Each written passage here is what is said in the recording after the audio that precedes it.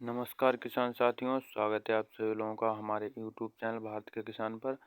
किसान साथियों, आज हम बात करने वाले हैं मक्का की खेती के बारे में। जो हमारे किसान भाई मक्का की खेती करते हैं, बसंतकालीन मक्का की, आलू खोदने के बाद में आलू के खेत में मक्का लगाते हैं, तो उन किसान भाइयों को हम कुछ मक्का की नई प्रजातियां हैं उनको हम सुझाव देंगे कि इन जो वैरायटियां हैं इनका आप बुवाई के समय उपयोग करें।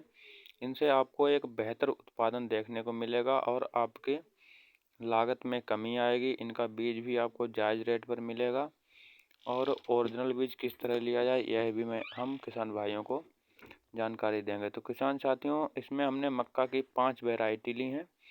तो इसमें से आप कोई भी वैरायटी अपने क्षेत्र के अनुसार चुनाव कर सकते हैं जो आपके यहाँ उपलब्ध हो। 5 की पाँचों वैरायटियों में ऐसी कोई भी वैरायटी नहीं है जिसमें आप किसी भी प्रकार का कोई दोष निकाल सकें।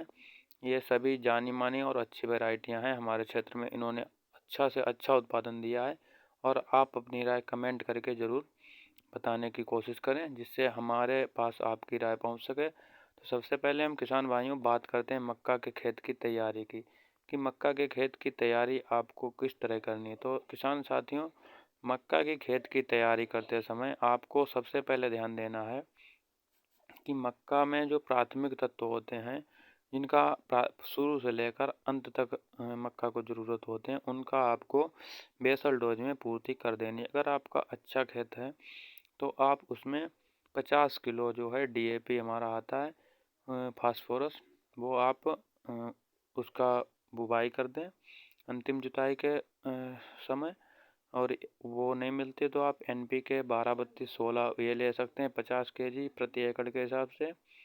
इसको आप बेसल डोज के रूप में डाल दें। साथ में कोई भी एक अच्छा कीटनाशक पिपरोनिल या कोई अन्य आपको मिल जाए, उसका भी आप ज़मीन में ज़रूर उपयोग करें, जिससे कि हमारी मक्का जब छोटी छोटी होती है तो शुरू से ही उसमें जो है सुंडी का अटैक हो जाता है, उससे हमारी मक्का सुरक्षित रह सके कुछ दिनों तक।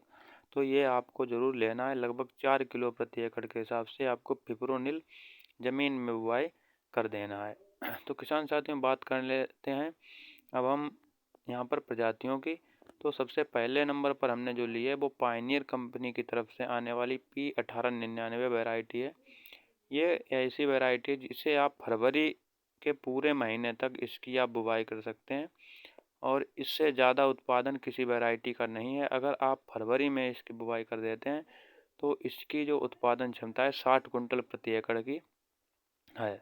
यह 60 कुंटल से नीचे आपको नहीं उत्पादन देगी। अगर आप थोड़ा ध्यान रख लेते हैं, पानी का सही से समय पर ध्यान रखें और खाद का भी ध्यान रखें। जो भी आपको खाद देनी है वो आप मक्का में 60 दिनों में पूरी अपनी जो यूरिया है वो आप दें। उसके बाद आप जो लगाते हैं उसका आपको ज़्यादा लाभ देखने को नहीं मिलता है।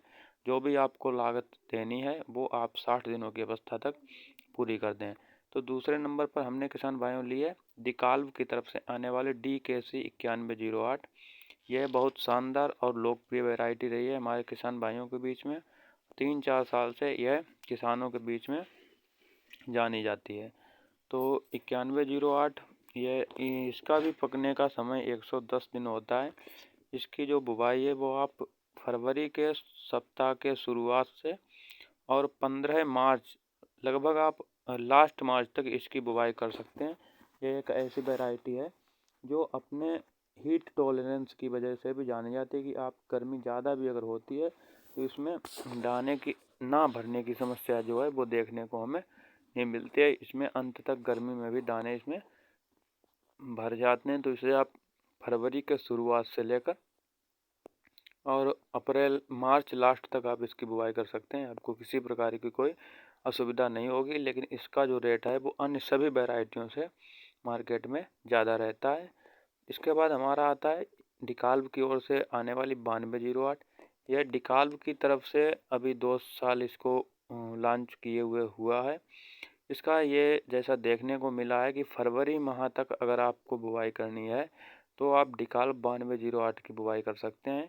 इसका उत्पादन अच्छा है। लगभग इसका उत्पादन भी 60 कुंटल 55 से 60 कुंटल के बीच में आ जाता है। 9108 से 9208 का उत्पादन कंपनी का ऐसा कहना है कि ज़्यादा है, लेकिन किसान भाइयों को कहना है कि 9108 इससे ज़्यादा अच्छी वैरायटी है और इसे आप शुरू या फरवरी के माह में ही लगाते हैं तो इसका अच्छा उत्पादन देखने को मिलता है। अगर आप लेट होंगे तो आपको उत्पादन गिरता हुआ मिलेगा। किसी भी मक्का की बुवाई अगर आप जितना लेट करेंगे उतना आपको कम उत्पादन देखने को मिलेगा। इसके बाद आती है भाइयों लक्ष्मी सीड्स की ओर से आने वाली लक्ष्मी 1890। लक्ष्मी 1890 ये बहुत शानदार वैरायटी है। इसकी बुवाई आप फरवरी के सप्ताह की शुरुआत से लेकर आप 15 मार्च तक इसे आप आसानी से बुवाई कर सकते हैं। इसमें किसी प्रकार की कोई दिक्कत नहीं आपको देखने को मिलेगी। उत्पादन क्षमता की बात करते हैं तो किसान साथियों इसकी उत्पादन क्षमता आपको डिकाल 9108 से प्लस मिलेगी, कम नहीं मिलेगी। अगर आप इसकी समय से बुवाई करते हैं तो आपको 55-56 कुंटल तक की पैदावार ये निकाल कर देती है। हमारे यहाँ पहले भी हुई है तो इसका हमें पूर्ण विश्वास है। तो किसान साथियों आप इसकी बुवाई कर सकते हैं। आपके नज़दीक में अगर मिल जाए तो आप इसकी बुवाई ज़रूर करें, ज़्यादा नहीं तो थोड़ी लगा कर देखें, आपको अनुभव ज़रूर मिलेगा। ये किसी तरह की स्पॉन्सर्ड वीडियो नहीं है। इसके बाद आता है सिंगो गोल्ड की तरफ से आने वाली जो वैरायटी है हरीलाल कंपनी की है। इसकी उत्पादन क्षमता भी 50-52 कुंटल किसान भाइयों हमें देखने को मिली है। तो इसकी बुवाई भी आप फरवरी के शुरुआत से लेकर और 15 मार्च तक कर सकते हैं। आपको किसी प्रकार की कोई इसमें परेशानी नहीं मिलेगी। सभी वैरायटी हमारी चुनिंदा और अच्छी हैं जितने भी हमने बताई हैं। अगर आपको किसी अन्य वैरायटी के बारे में जानकारी लेनी है तो हमें कमेंट करके ज़रूर बताएं। हमारी जानकारी अच्छी लगे तो वीडियो को लाइक और चैनल को सब्सक्राइब जरूर करें। धन्यवाद।